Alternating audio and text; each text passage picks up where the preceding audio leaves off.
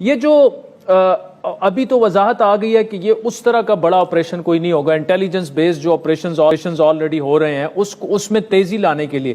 اب سوال یہ ہے کہ جے یو آئی جو ہے انہوں نے، آپ کی پارٹی نے مخالفت کی ہے، لیکن آپ کی پارٹی جو ہے وہ پچھلے اگر 1 سال کو دیکھیں، سال ڈیڑھ، سب سے زیادہ دہشت گردی کا نشانہ آپ پر حملہ ہوا، مولانا صاحب پر کئی حملے ہو چکے ہیں، مولانا صاحب تو اپنی کمپین تک نہیں کر پا رہے تھے، پھر کیوں مخالفت کر رہے ہیں آپ؟ بسم اللہ الرحمن الرحیم، بہت شکریہ۔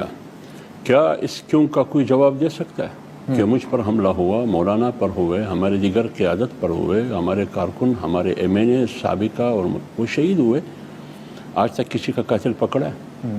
کوئی حملہ آور پکڑا ہے؟ کو کہاں ہیں وہ 32 انٹیلیجنس ادارے؟ اور آپ نے کتنے آپریشن کیے کے پی میں، بلوچستان میں، پاٹھا میں، وزیرستان میں؟ یہ دہشت گردی ختم لینے کا نام کیوں نہیں لے رہا ہے؟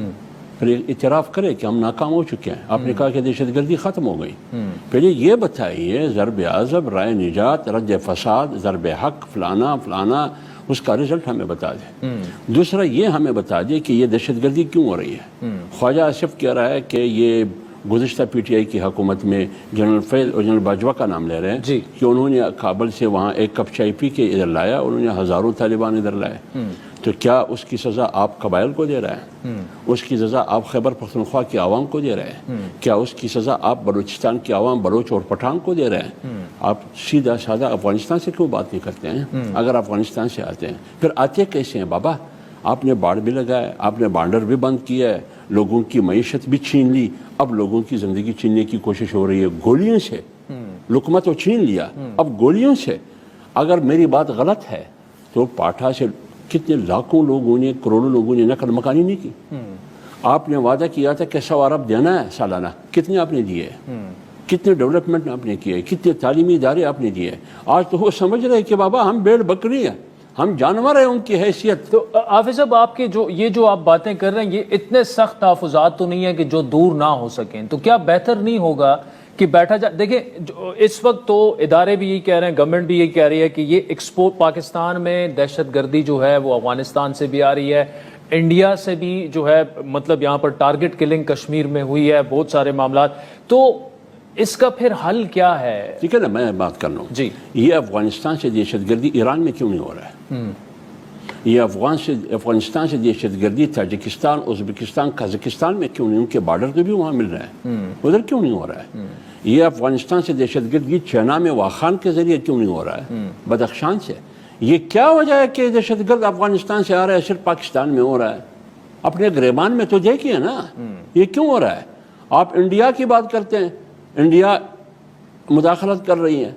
پہلے تو انڈیا افغانستان میں ان کی 16 قونصل خانے تھے، بارڈر بند نہیں تھا، لوگوں پر معیشت بند نہیں تھی۔ آج انگور آنڈا بھی بند ہے، غلام خان بھی بند ہے، ترخم بھی بند ہے، چمن بھی بند ہے، لوگوں پر آپ نے معیشت کا دروازہ بند کیا ہے، لیکن وہاں ایک قونصل خانہ بھی انڈیا کا نہیں، اس وقت بند نہیں تھا، اس وقت بھی اسمگلنگ ہو رہی تھی، آج بھی اسمگلنگ ہو رہا ہے۔ اس کی سزا آپ پبلک کو دے رہے ہیں، آپ عوام کو دے رہے ہیں۔ چلے انڈیا کر رہا ہے تو کلبشن آپ کی کسٹڈی میں ہے، مار دینا اس کو۔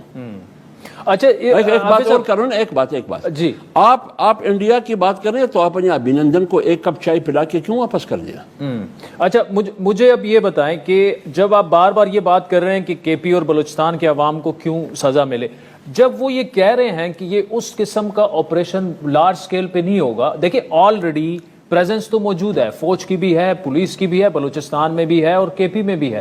یہ آپریشن اگر تو یہ تیز کیا جائے، اس کو تھوڑا سا سوئفٹ کیا جائے، اور وہ لارج سکیل آپریشن ایسا نہ ہو جس میں نقل مکانی ہو اور لوگ سفر ہوں، پہلے بھی لاکھوں کروڑوں لوگ جو ہیں وہ سفر ہوئے ہیں، تو پھر کیوں اس پر اور کیا اعتراض ہے؟ دیکھیے بنیادی طور پر بات یہ فیصلہ کس نے کیا ہے؟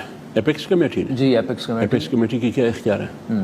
اتنا بڑا فیصلہ ایپیکس کمیٹی نہیں کر سکتی۔ لیکن حافظ صاحب وہ تو پارلیمان میں تو آئے گا نا۔ نہیں، اس طرح نہیں ہوگا کہ پہلے ایپیکس کمیٹی فیصلہ کرے، پھر کیبنٹس میں وہاں سے مسلط کیا جائے، پھر کیبنٹ انگوٹھا لگا دے، اس کے بعد پارلیمنٹ میں آ جائے، پارلیمنٹ پھر کیا کہے گی؟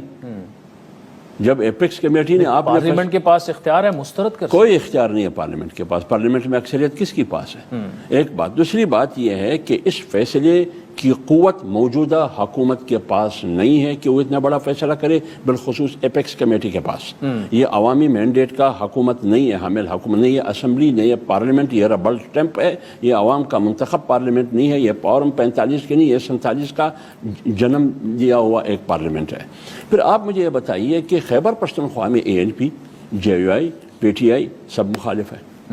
بلوچستان میں جنوین پارٹی 4 ہے، پشتونخوا ملی علماء پارٹی، جمعیت علماء اسلام، اختر مینگل، مالک بلوچ، یہ چاروں خلاف ہے۔